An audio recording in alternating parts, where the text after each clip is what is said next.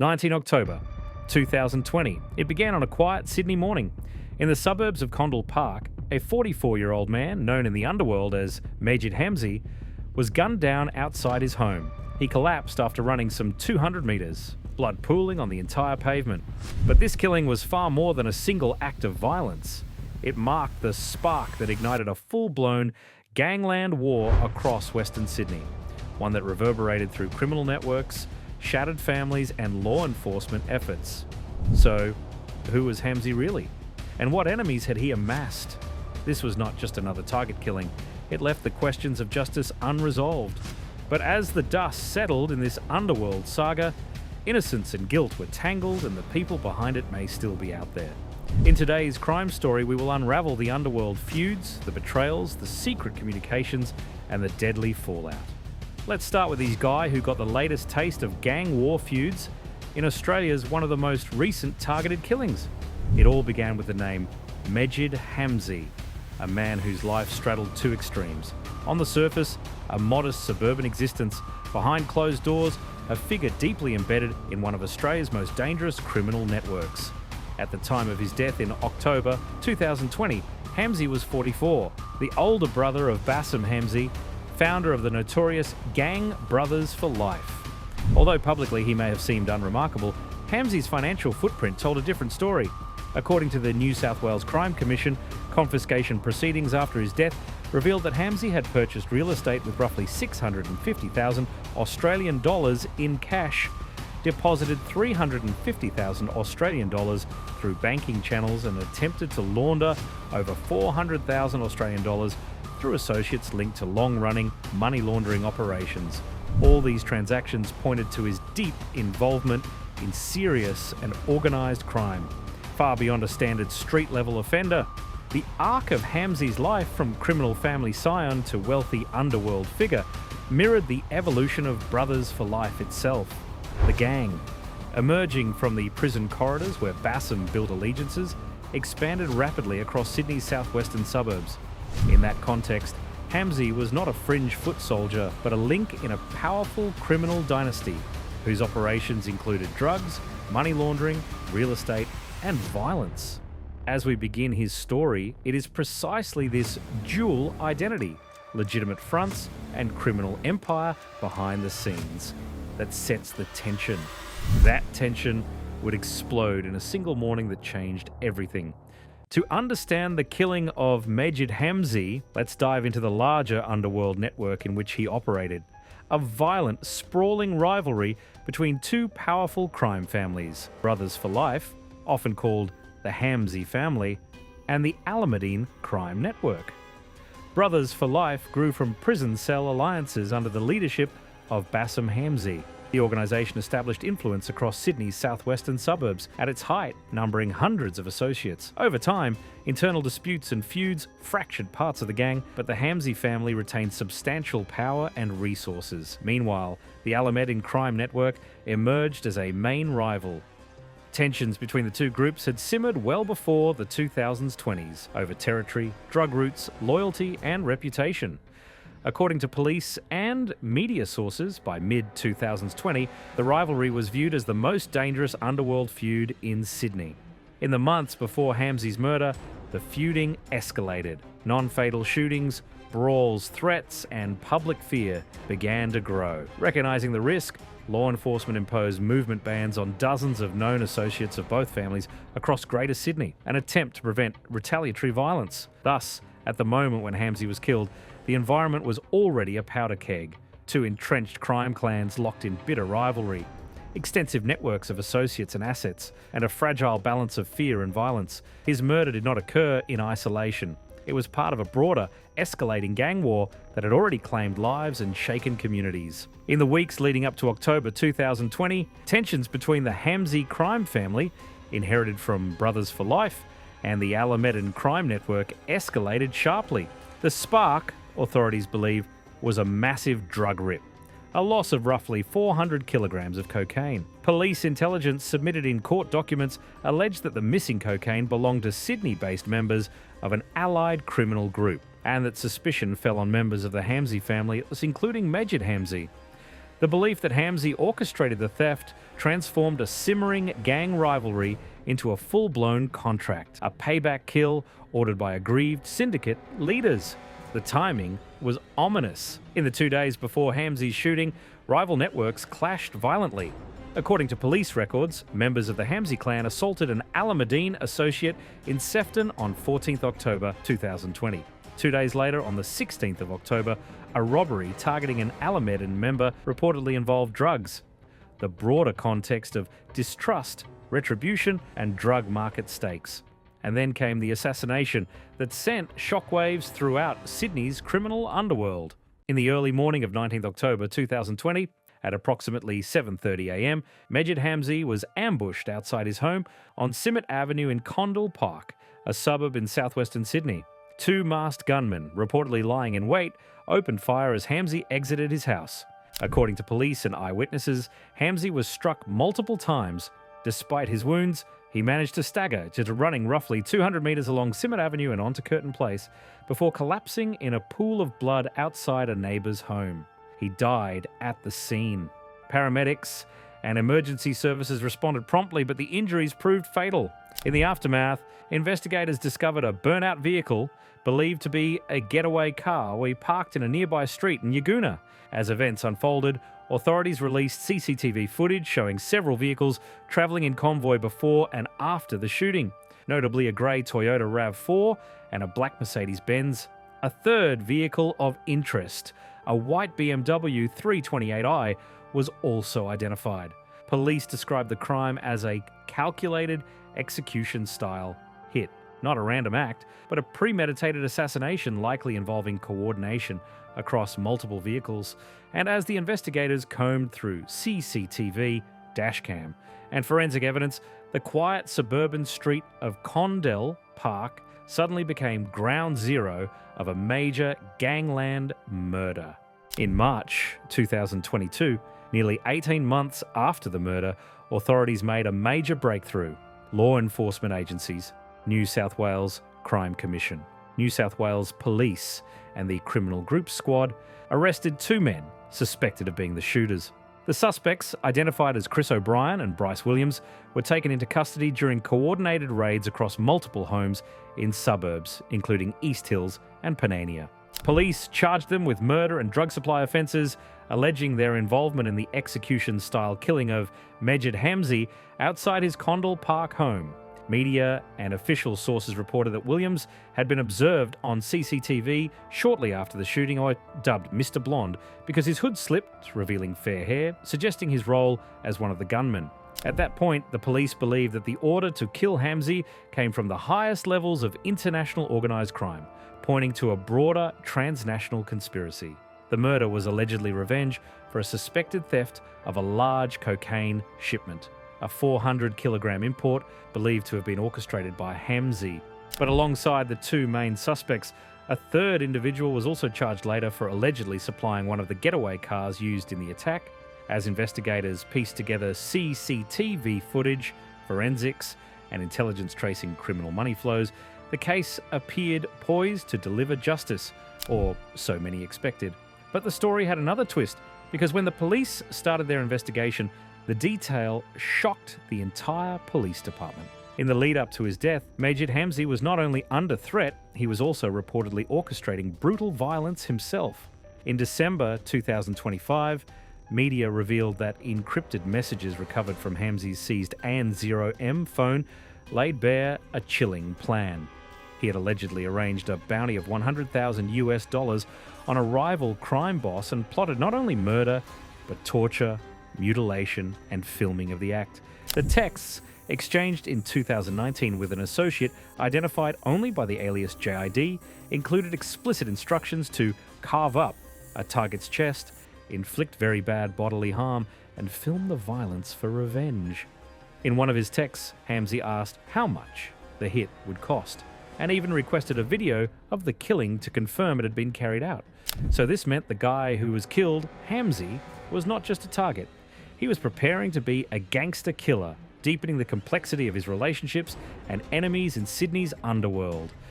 During the trial of one of his accused killers, these messages were tendered as evidence of his motive and menace. Yet ironies abound. The man who allegedly plotted torture and death would himself become the victim of an execution-style murder. The same underworld systems he navigated, betrayal, retribution, coded loyalties, may have turned on him. But at this point, the story took yet another turn. December 2025 ended with a courtroom shock in New South Wales. Bryce Mark Williams and Christopher O'Brien, the two men accused of gunning down Majid Hamzy, walked free. The jury in the Supreme Court returned a verdict that stunned the city. Not guilty. For months, the trials had been shrouded in secrecy. Suppression orders kept the media at bay, leaving the public guessing. But the moment Williams was acquitted, the veil lifted, and the world finally saw the verdict. Prosecutors had painted a chilling picture. Williams, nicknamed Mr. Blonde, after a hood slipped on CCTV, allegedly raced from the scene with a gun in hand. Authorities claimed the hit was orchestrated by an overseas crime boss, revenge for a 400-kilogram cocaine theft that had set off a deadly chain of underworld events. Yet, despite the tension, the suspenseful testimony, and the damning CCTV, the jury wasn't convinced. Beyond a reasonable doubt, not enough. Both men walked out, unconvicted of murder. A third man, accused of supplying getaway cars, had already struck a plea deal, serving 3.5 years as an accessory, but things remain chillingly empty. No one has been held accountable for the hit that ignited Sydney's gangland violence, leaving a haunting gap in the city's criminal history. In the aftermath, questions swirl. How did the underworld escape justice, and who really pulled the trigger that night? The story doesn't end here. It's only raised more questions and reactions. When the jury cleared Bryce Williams and Christopher O'Brien of Majid Hamzy's murder, shockwaves rippled through Sydney. Police, criminals, and the public alike. In law enforcement circles, frustration was raw.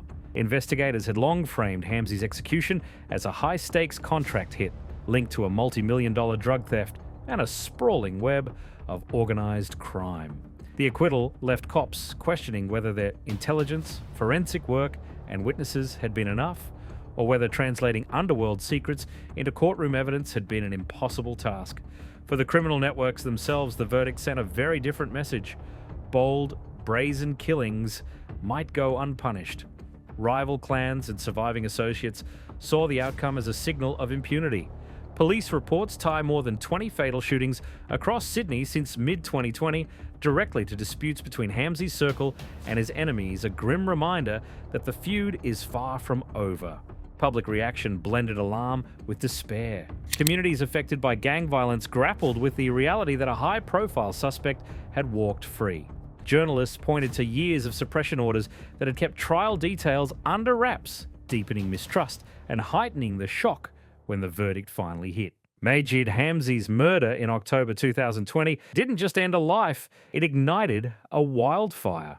Over the next 5 years, Sydney's streets became battlegrounds as the feud between Brothers for Life, the so-called Hamzy family, and the Alameddine network spiraled into relentless violence.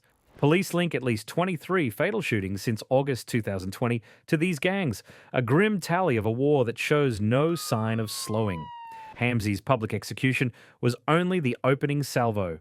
In the following 18 months, 6 more high-profile killings rocked the city, including the brazen CBD slaying of Bilal Hamzy in June 2021 and the fatal double shooting of Salim and Tufik Hamza in Guildford that October. Other attacks, botched hits, drive-bys, and assassinations in daylight near public venues kept the city on edge. One 2021 attempt on Alameddine members outside a Prospect gym sent bullets flying near a daycare, narrowly missing children. As old hierarchies fractured, new networks moved in to exploit the chaos. Police reports in 2025 reveal the rise of G7, a gang supplying guns, getaway cars, and manpower to both sides. 13 members were recently arrested, highlighting the recruitment of younger, disposable foot soldiers and the escalating fragmentation of Sydney's criminal underworld.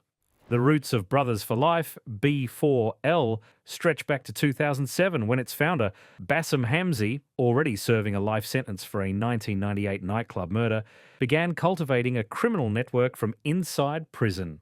What made B4L especially dangerous was how Hamzy managed to build and control it from behind bars. In 2008 alone, police found that he had made upwards of 19,000 calls over a smuggled mobile phone, roughly 450 calls a day, coordinating drug trafficking, violence, and group operations across the region. Initially, B4L expanded through alliances with smaller street gangs in Sydney's southwestern suburbs, absorbing them under its banner. Over time, the gang's operations broadened, supplying methamphetamine, cocaine, cannabis, engaging in extortion, weapons trafficking, and money laundering. However, the veneer of unity fractured dramatically in 2013 to 2014.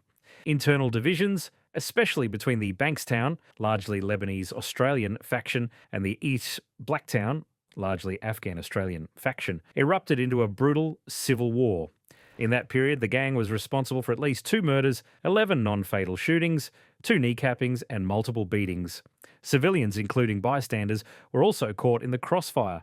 One tragic example, a case of mistaken identity in 2013 resulted in the killing of a cousin of the Hamzy family instead of the intended target, a stark signal of how chaotic and indiscriminate the internal violence had become. By mid-2014, authorities believed that the core structure of B4L had been severely disrupted. Yet remnants persisted. Small cells and splinter groups, often loosely affiliated and less hierarchical, continued operating sporadically in subsequent years. The failed prosecution in the assassination of Majid Hamzy underscores many endemic difficulties in bringing organised crime cases to justice. One major challenge arises from modern criminals' ability to use encrypted communication platforms and other technology to coordinate crimes, often in ways that severely hamper investigations and evidence gathering. For instance, during Operation Ironside, law enforcement decrypted tens of millions of messages sent over the encrypted AN0M network. In Australia alone, 1,659 active devices produced evidence that helped charge hundreds of alleged offenders. Yet, even with such extensive surveillance, the complexity of proving murder in court remains formidable. The threshold of beyond a reasonable doubt demands clear, admissible, and convincing evidence, not just suspicion or intelligence. Another structural hurdle is witness intimidation and the entrenched code of silence within criminal networks. Potential informants are often scared into silence, or worse, face retribution, making reliable testimonies rare and unreliable. Moreover, even when investigators collect massive amounts of data, CCTV, forensics, intercepted communications, courts must deal with legal requirements such as full disclosure, evidence admissibility, procedural fairness, and suppression orders, especially in complex high-profile cases. In the Hamzy trial, non-publication orders limited media reporting, compounding public opacity and complicating outside scrutiny. Finally, rapid technological adaptation by criminal networks using encrypted devices, burner phones, counter-surveillance, and even drone surveillance rewards agility and secrecy, and can outpace law enforcement's ability to respond effectively. Taken together, these factors illustrate why some of the most brazen gangland killings end in acquittal or remain unsolved. The saga of Majid Hamzy, his murder, trial, acquittal, and the chaos that followed is far more than a single criminal episode. It exposes how entrenched and resilient organised crime has become in Australia, reaching beyond gang members to affect communities, institutions, and public trust. Recent reports from the Australian Criminal Intelligence Commission and the Australian Institute of Criminology estimate serious and organised crime cost society up to 82.3 billion Australian dollars in 2023 to 2024, a stark rise over previous years. At its heart, organised crime erodes public safety, corrodes social cohesion, and siphons resources that could fund schools, hospitals, or social services. The murder of Hamzy and the wave of shootings that followed illustrate how deadly competition over drugs, money, and influence spills into civilian life, leaving innocents caught in the crossfire. Yet the unresolved nature of the crime casts a deeper shadow. The acquittal of the accused killers leaves unanswered questions. Who truly ordered the hit, and will the masterminds ever face justice? The case also highlights systemic challenges: encrypted communications, witness intimidation, and fragmented criminal networks make prosecution notoriously difficult. Hamzy's story is a warning. As gangs diversify into drugs, money laundering, property, and other illicit trades, societies must stay vigilant. The underworld is fluid, ruthless, and secretive, where loyalty is fleeting and betrayal can be fatal. Ultimately, the Hamzy case is a grim reminder. In this shadowy world, justice is uncertain, and the consequences of crime extend far beyond those directly involved. So what does the acquittal of Bryce Williams and Christopher O'Brien truly tell us about gangland justice in Sydney? Is this a sign of justice failing, or proof that the case was too weak? And with no conviction, who really holds the power in the shadows? Let us know what you think in the comments. Don't forget to like, subscribe, and hit the bell for more crime stories. Thanks for watching.